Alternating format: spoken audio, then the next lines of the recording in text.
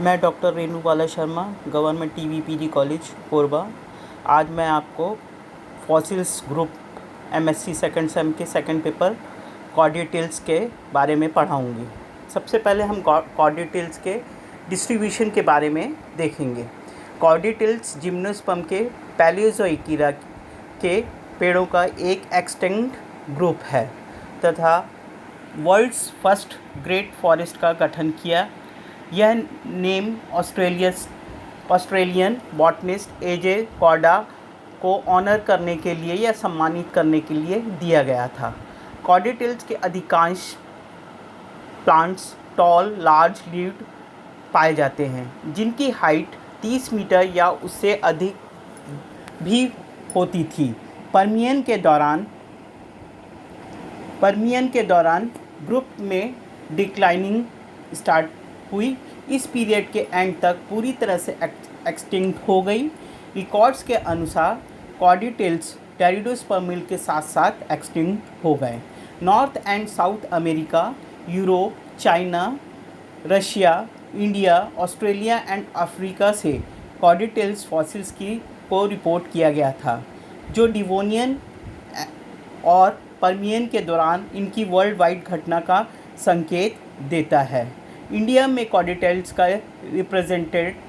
Represented leaves, seed and petrified woods के impression और compression के रूप में किया जाता है। इंडिया से एकमात्र फैमिली कॉर्डियटेसी की रिप्रेजेंटेटिव रिपोर्ट की गई।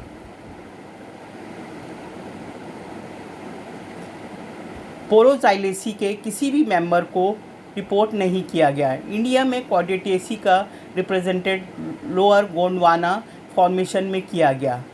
कॉर्डिकार्पस, Dadoxylon, Neoggerathiopsis and Samaropsis cordaitalean genera हैं जो इंडिया से रिपोर्ट की गई। Distinguish features of Cordaitales. अब हम कॉर्डियटेल्स के डिस्टिंग्विश फीचर्स देखेंगे। पहला देखेंगे, फॉसिल्स प्लांट के इस ग्रुप में स्लेंडर ट्रंक के साथ साथ टॉल ट्री और कई वेल डेवलप्ड इसमें ब्रांचेस पाई जाती थी जो क्राउन के रूप में दिखाई देती थी। Tree leaves simple, spirally arranged and star shaped, grass like और पेडल लाइक दिखाई देती थी। लीव्स को 1 मीटर या इससे अधिक तक की लेंथ मिली और पैरेलल वेरिएशन भी था। स्कैंटी प्राइमरी वुड प्रेजेंट थी। मैच्योर स्टेम में सेकेंडरी वुड मोस्टली पिक्नोजाइलिक थी।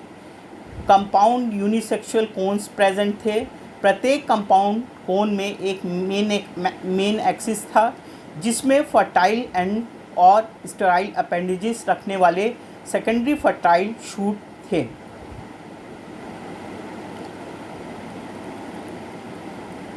मेगा स्ट्रोबिलाई में नीचे स्टेराइल अपेंडेजेस और ऊपर ovule bearing like fertile appendages थी। प्रत्येक फर्टाइल फीमेल अपेंडेजेस में 1 से 4 ओव्यूल प्रेजेंट थे। माइक्रोस्ट्रोबिलाई के नीचे स्टेराइल अपेंडेजेस थे और पॉलन सैक फर्टाइल अपेंडेजेस के ऊपर थी। प्रत्येक फर्टाइल मेल अपेंडेजेस में 4 से 6 टर्मिनल पॉलन सैक्स प्रेजेंट थे। स्पर्म की रिपोर्ट नहीं की गई, परंतु पॉलन चैम्बर की प्रेजेंस से पता चलता है कि मोटाइल स्पर्म का फॉर्मेशन हो सकता है। सीड बायलैटरल थे। इसके बाद स्पॉन ने 1965 में इसको कॉर्डियटेल्स को 3 फैमिलीज़ में क्लासीफाई किया। पहली थी इरिस्टोफाइटेसी, जिसमें इरिस्टोफाइटॉन, यूडोजाइलॉन और बिलीजीनिया जीनस।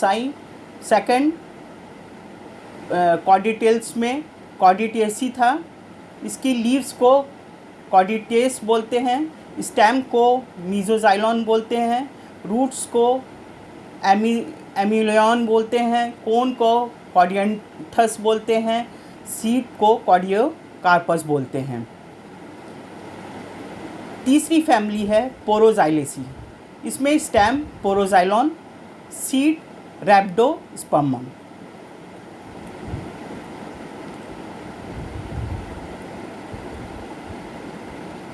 अब रिप्रोडक्शन ऑर्गन देखेंगे।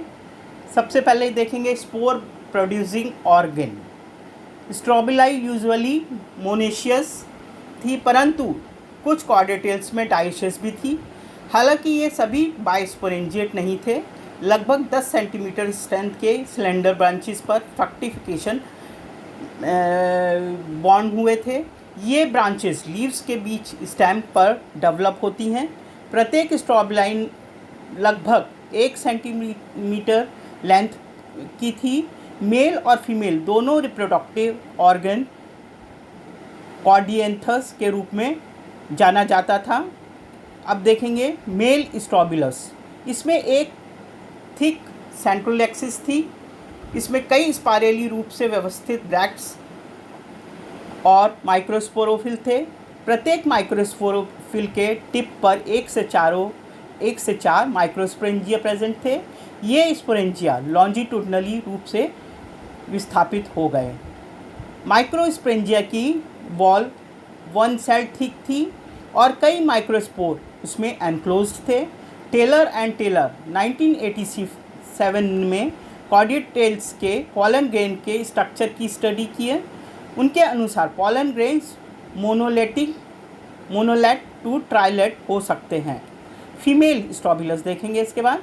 मेल स्ट्रोबिलस की ही तरह फीमेल स्ट्रोबिलस में भी एक स्टाउट एक्सिस होता है जो लार्ज नंबर में स्पाइरली रूप से अरेंज्ड ब्रैक्ट्स बियरिंग करता है। मेल स्ट्रोबिलस की तुलना में ये ब्रैक्ट्स अधिक नंबर में थी।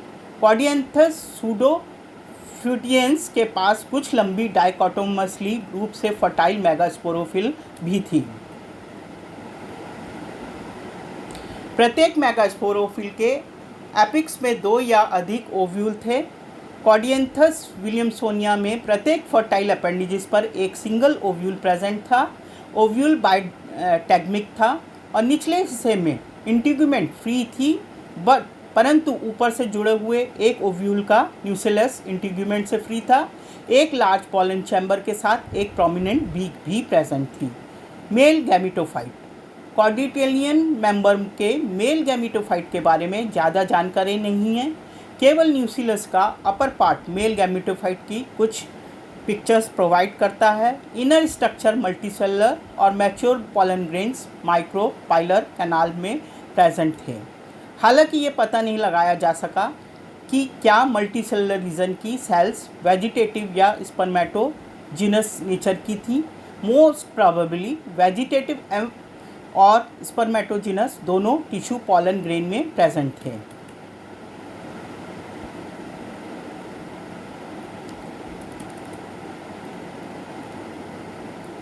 फीमेल गैमेटोफाइट और एम्ब्रियो। फीमेल गैमेटोफाइट और एम्ब्रियो की स्ट्रक्चर के बारे में ज़्यादा जानकारी नहीं है। हालांकि एंड्रू एंड फ्लेक्स 1952 ने कार्डियोकार्पस के कुछ सीड्स को अच्छी तरह से प्रिजर्व फीमेल गैमेटोफाइट के साथ देखा। कुछ स्पेसिमेन में उन्होंने आर्किगोनिया को भी ऑब्जर्व किया। इस तरह के स्पेसिमेन में इलोंगेटेड गैमेटोफाइट में केवल 2 आर्किगोनिया थी, जिनमें से प्रत्येक एंडोस्पर्म का बीक लाइक प्रोजेक्शन एग्जिबिट होता है। कई सीड में मेगास्पोर की वॉल के साथ अच्छी तरह प्रेजेंटेड गैमेटोफाइट कई वर्कर्स द्वारा माइक्रोपाइल के पास एक टेंटिपोल और 2 आर्किगोनिया देखे गए। इसके बाद देखेंगे सीड। ऐसा माना जाता है कार्डियोएंथस टाइप के स्ट्रोबिलाइज में सीड होते हैं, जिन्हें कार्डियोकार्पस या सैमरोप्सिस के रूप में जाना जाता है। कार्डियटेसी के अन्य 2 सीड जनरा हैं, Mitrospermum and Camerospermum. Seed heart shape bilaterally symmetrical crenulate थे। कंटेंट सेंट्रल न्यूक्लियस एक 2 लेयर एनवलप से घिरा हुआ था, जिसके आउटर लेयर को विंग के रूप में देखा गया। सीड में 2 लेयर होती हैं, सार्कोटेस्टा एंड स्क्लीरोटेस्टा, और एक एंडोटेस्टा भी देखी गई। आप इन फॉसिल्स को बुक ए के स्पॉन की बुक से रिफ़र कर